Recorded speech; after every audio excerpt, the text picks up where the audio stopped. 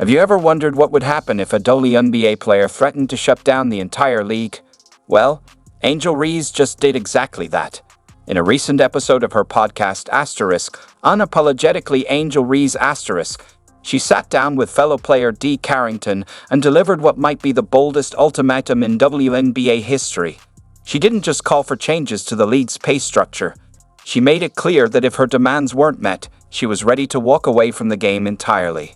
It's like a greatest hits collection of missed layups. I can't even believe this is real. I just stumbled across of it. There's 2 different videos now floating around out there, and it's unbelievable. Angel Reese's rookie contract pays her about $73,000 in her first year, part of a 4-year, $325,000 deal. That's standard for WNBA rookies, but according to Reese, it's not enough. In a TikTok rant, she bluntly said, "The WNBA doesn't pay my bills at all. I don't even think it covers one of them, literally." Like, yeah, they don't give us, if y'all don't give us what we want, like, we sit out. That's a possibility. I guarantee you, the intelligent folks, and there are plenty in the WNBA, are saying, will you it's just shut up. Sit out. Girl, y'all benefited from everything. Y'all youngins benefited from NIL. What does that mean? We deserve more. The financial gap becomes even clearer when you factor in Reese's revelation about her $8,000 monthly rent. That's $96,000 a year, exceeding her entire WNBA salary. While she likely earns more through endorsements to support her lifestyle, this tone-deaf stance isn't exactly winning over fans. Love how y'all have selective hearing. I said I'm hearing if they don't give us what we want, we sitting out. And that's the truth. Good. This is the same person that literally said she didn't know what her WNBA salary was and that it didn't even cover her rent. What makes this situation even more intriguing is that instead of backtracking after her podcast comments went viral, Reese doubled down. Acknowledging her $8,000 rent as living beyond my means she took to social media to reinforce her boycott threat. This wasn't just podcast banter. She made it clear she's truly willing to sit out if her financial demands aren't met. I just hope y'all know, the WNBA don't pay my bills at all. I don't even think that pays one of my bills. Let me do the math real quick. He might cover that. Yeah, it definitely covers that. What is I don't even know my salary. Here's where Reese's argument falls apart. She complained that future rookies, like Juju Watkins, might earn more than her in 2026 or 2027. The ones coming in after us will probably make more, she said. But this shows a basic misunderstanding of how WNBA contracts work. No, my rent is more than that. It's $8,000. I'm living beyond my means. The reality is simple but seemingly lost on Reese. She signed a standard rookie-scale contract, locking her in for 4 years until 2027. That's how collective bargaining agreements work in pro sports. Even if the WNBA negotiates a new CBA with higher rookie salaries, she's still bound by her existing deal. Her boycott threat is essentially demanding the league tear up a legally binding contract just because she's now unhappy and worried about future rookies earning more. Just threaten the lockout. If y'all don't give us what we want, we sitting out. This is why sometimes you probably should have somebody look over a podcast. She's threatening to go on strike. I actually understand it's the way negotiations work in the CBA, not on a podcast. This disconnect becomes even more glaring when you consider the WNBA's financial reality. Despite record viewership and attendance last season, the league still lost around $40 million. The economic foundation just isn't there to support the kind of mid-contract renegotiation Reese seems to be demanding. But the women coming in, not this year, but next year. Yeah. The ones coming in this year will still be on the rookie contract again. Mm-hmm. The ones that the year after, they gonna get more. They probably gonna be making more than us. Oh, they are. I'm hurt. They are. Like, yeah. I've been in the meetings. They are. When you make bold demands, you need the performance to back them up. That raises an important question. Does Angel Reese's on-court production justify special treatment no other player gets? Should someone shooting 39% from the field and struggling within 5 feet of the basket be an exception to contractual rules that apply to everyone else?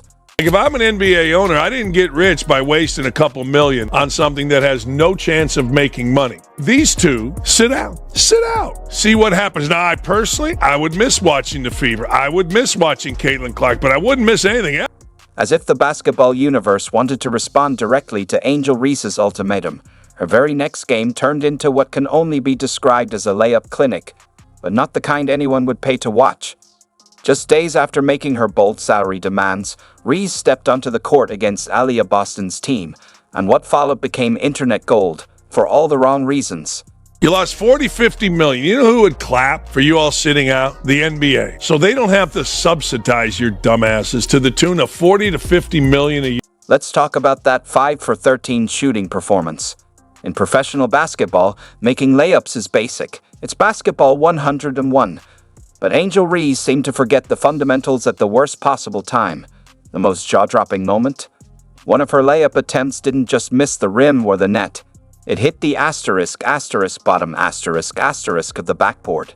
That's the kind of miss you'd expect from a beginner, not from someone demanding a bigger paycheck. Biologic slump is not getting a 3-point.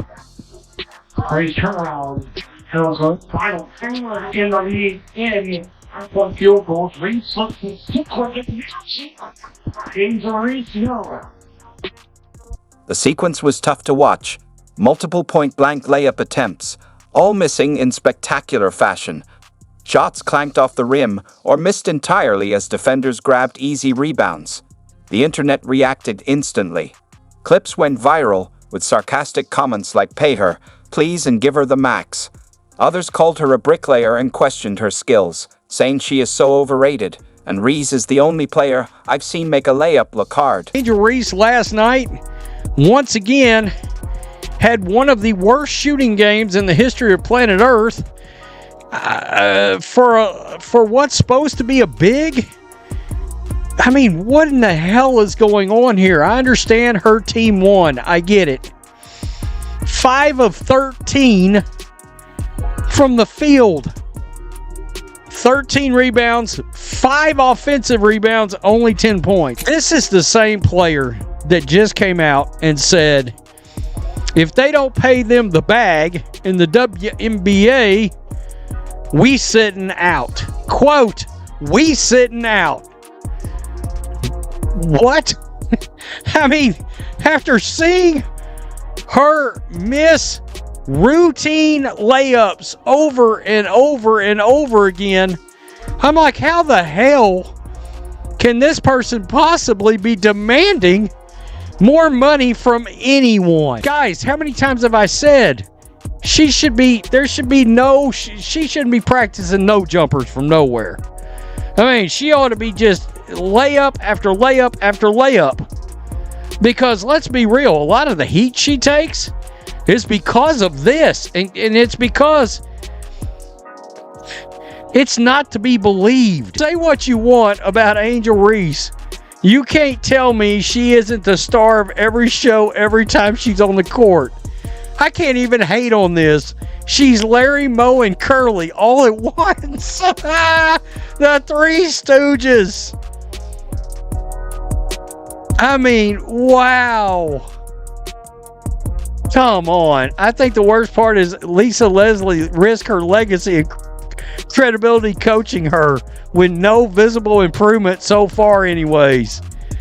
Good God. Laugh out loud. But she gets rebounds.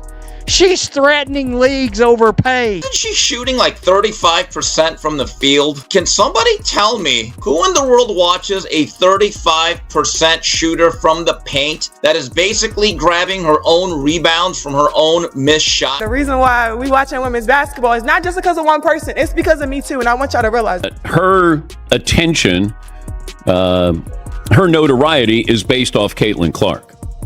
Because she wins the national title, first thing she does, she mocks Caitlin Clark. And then she doesn't even celebrate with her teammates. So she's made it personal with Caitlin Clark. Then she's played off of that. Yes, it is unrivaled. It is also unwatched. Look, let's be honest. We can sugarcoat it all you want, but if you don't have Caitlin Clark playing women's basketball, or if you're not the NCAA tournament playing women's basketball, you got nothing. Zero zip. Actually, if you really want to go into business, you need to pay some money back. You made absolutely nothing. You haven't really enhanced the league. Caitlin Clark has. We have to be completely honest about this, whether we like it or not. 90% of this revived or renewed interest is really based around one singular play. I mean, I'm not huge on like comparing the WNBA and the NBA. Like, I don't really think that's fair. Obviously, I think where the WNBA is right now is pretty incredible. I think a lot of people, or most people, would not believe it's in the place that it is right now. So I think when people always ask me this question, like, where I think it'll be in 5 years is like, it's hard for me to answer because people didn't even think we'd be right here, right now. And I think really sky's the limit. I think when you see, our TV numbers when we're on, national television, we're averaging over 1 million viewers or whatever it is. The All-Star game, I think, was over 4 million viewers. Like, it's just really great numbers. So the more opportunities we're given, I think the more it's going to shine and get better and better. I think also the talent level in college is continuing to get a lot better, and as those players come into the league, and it's going to continue to improve. We're adding 2 new teams next year, and then probably another team year after that. Some more games. Yeah, more games, which I think will be good. It will lengthen the season a little bit more.